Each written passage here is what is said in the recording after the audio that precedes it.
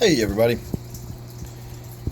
it's Saturday night and I was just down here in the fish room having a look around, see if there was anything worth shooting any video over, trying to get myself motivated to see whether or not I was going to do any work on any of my tanks.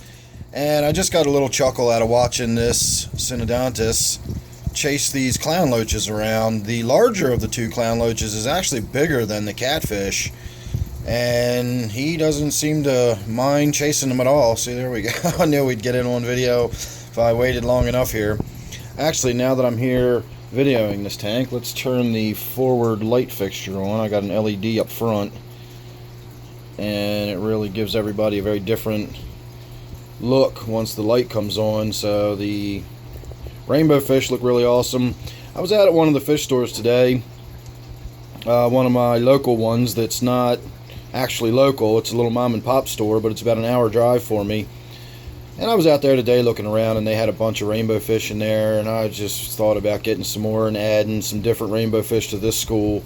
But rainbow fish are not actually very cheap, and some of the ones I was looking at were, $12, $14 per fish.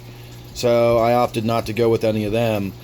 And they did have some, they're just sort of generically called Australian rainbow fish. I'm not exactly sure what the real species is. I've looked it up before, but I can't remember what it is. But it goes by the name commonly, it goes by Australian rainbow fish. A lot of the big chain pet stores sell them. They're very common rainbow fish. And they had them for like $2.99 or $3.99 a piece. But, that's not really what I went there for today. I actually went there to get possibly get some pea puffers for my pea puffer tank upstairs. I lost the last remaining pea puffer in it, so it's not my pea puffer tank anymore. It's actually my office tank now. And I wound up getting some other fish that were just really, really cool looking little barbs. I'd never seen them before. They kind of reminded me of Odessa barbs when I first looked at them, but I realized that they're not. And the people at the store weren't really sure what they were either. The tank had a bunch of fish listed, and there was clearly not as many fish in the tank as were listed.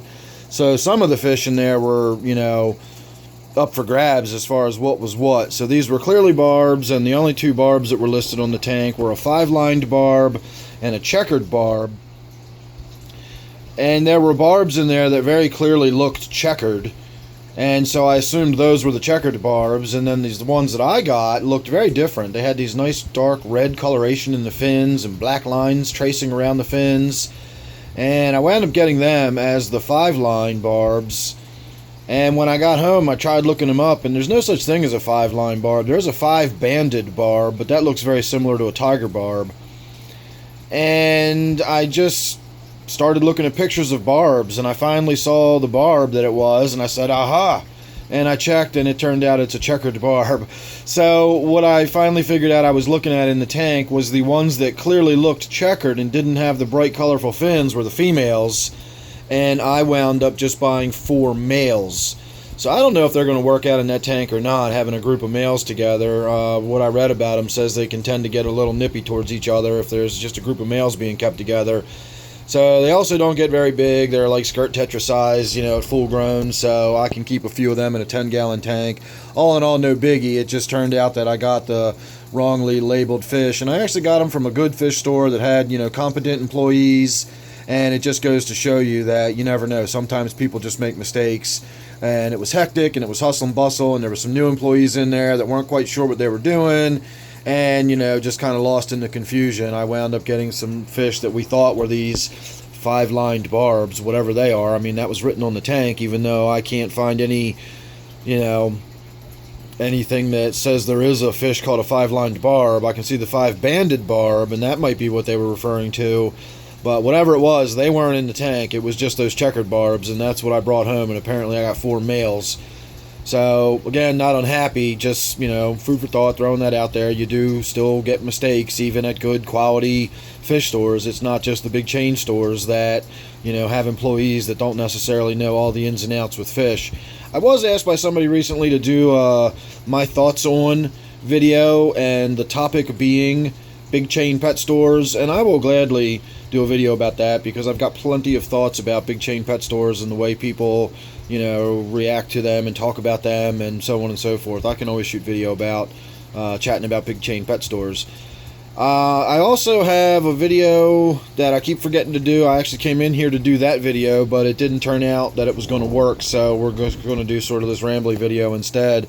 I've got someone who asked me to do a video about my... I'm walking into stuff all over the place here. I got my tripod set up from last night. Somebody has asked me to do a video about my dwarf frog. And I've got some in my tank upstairs in my wife's room, and I've got at least one. I might still have two of them in this tank, and I've not been able to spot them since I've come down here and have been looking for them. And then of course I got glare all over everything and would have to cover some tanks up to get a decent video of them. So we will get to that. If you're seeing this video and you're the person that requested that, and it goes a while and you don't hear back from me, or I don't do that video, feel free to say something. I say all the time, I've got so many videos rolling around in my head that I want to get shot that I just, they get lost between the cracks, believe me. Since we're just kind of chatting and walking around on a Saturday evening here, we can have a look at this tank. This is one of the ones that I put some new fish in. Let's see if we can still see them. There they are.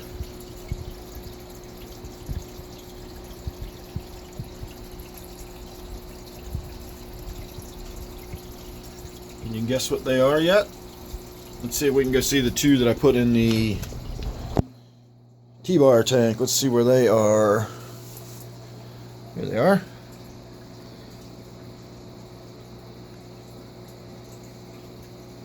I have wanted Siamese algae eaters for a long time. And when I was at the fish store today, they had them on sale, 4 for $12. And I said, you know what? Give me 4 of them. So I'm almost wondering if these aren't flying foxes. I'm not sure what the difference is, but from my experience of just looking at the Siamese algae eaters, I never really thought them as being so much water column type fish. I always thought of them as being more like lying on top of stuff the way my Chinese algae eater does. More like this kind of behavior, sort of working their way along as they lie on a leaf or they lie on the log that they're chewing on.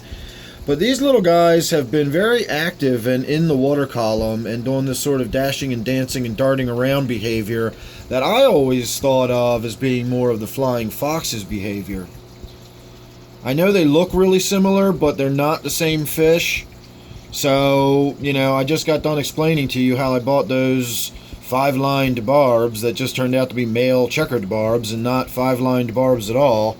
So maybe these Siamese algae eaters are actually flying foxes. Maybe I'll go and do a little looking in on that and seeing if I can find out what the actual difference is and how to identify one from the other. And if anybody knows, you can certainly go ahead and leave me that information down below and I'll check that out.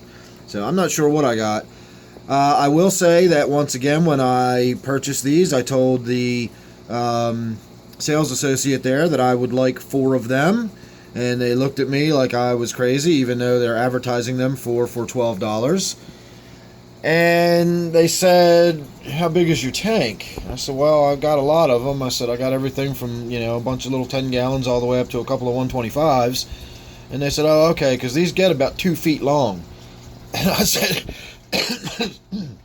excuse me, but that was about my reaction when they said that these get 2 feet long. I was like, no, they don't get anywhere near that big. I said, I think they get about 8 or 9 maybe at the most. And they're like, I don't know, these algae eaters get really big. So we had to go and find the manager who knew a little bit more about them. And I had to stand there while the new employee got a little bit of a lesson about not all algae eaters are plecos and so on and so forth. So again, just because it's a good fish store that has great selections and knowledgeable staff, and the owner's a fish guy that's been there forever and like his name's over the door, he still has to hire new employees, and they come in not really knowing a lot about fish. Now fortunately they've got other staff there, but today they had 2 new employees and 1 knowledgeable staff, and it was a Saturday afternoon, and customers were running rings around them.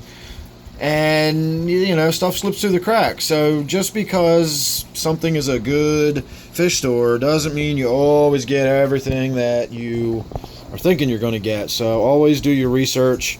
And now I'm going to go upstairs and do mine.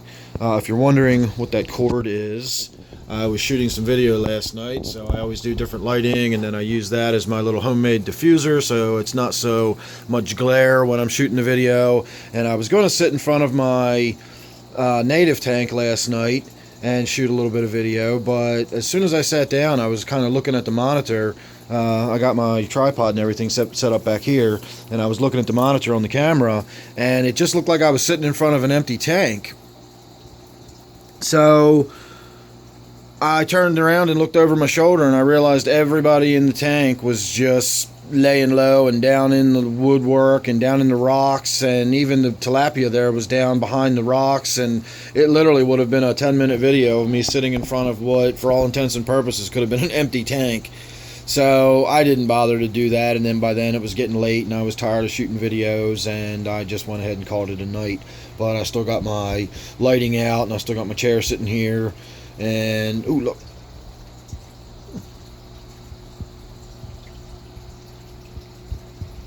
Well, that's not much of a look, but we got to see my black ghost knifefish moving around. There he is again. That's his tail anyway.